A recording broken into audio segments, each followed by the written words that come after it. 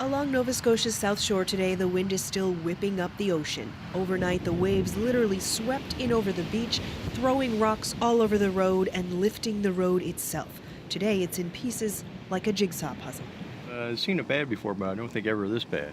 This is quite a mess. Yes, it is. Yes, it is. Hugh Burns is in charge of putting this mess back together.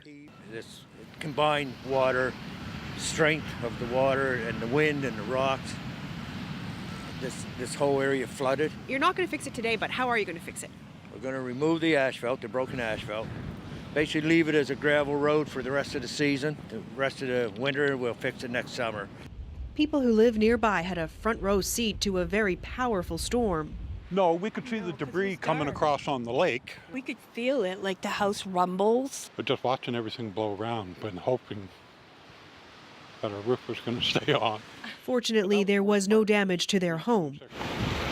But down the road, wind and water knocked over power poles.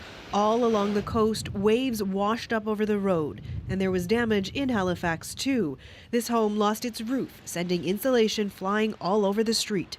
I saw the roof start to flap, and eventually I saw the entire front piece of the roof just lift off and land in the road and hit one of our employees' cars. At Peggy's Cove, the ocean churned up whitecaps, making that iconic lighthouse look tiny. I really enjoy watching the power that nature has. People don't have much respect for that anymore, but when you're down here, you certainly do. The cost of this damage along the coast is still being tallied. People who live here say it's the price of living by the ocean. Kayla Hounsell, CBC News, Queensland, Nova Scotia. Oh yeah, it's beautiful water for snowmobile. I find it's really windy though. Oh, I love being out in water like this. I'm always out when there's a snowstorm. You'll see me out on the skidoo. Well, some like it, some don't, but either way, people are digging out right across Atlantic Canada. This is the scene in Newfoundland and Labrador, just blanketed in snow. A storm surge and snow warning still in effect in some parts. I put my head down to have a little afternoon nap for about 30 minutes or so. I woke up and it was all there. And this is video from Charlottetown PEI. The frozen waterfront pushed a huge pile of ice chunks onto the shore.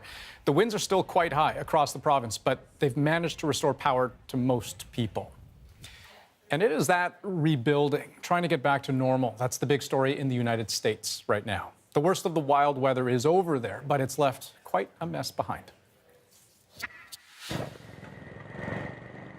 Check out this mountain of snow. A lot of digging going on in Boston, and it's cold work there. Temperatures dipping down to the -30s. This weekend is going to be dangerously cold, so we're asking people, other than going out to shovel, we're asking you to stay inside as much as possible.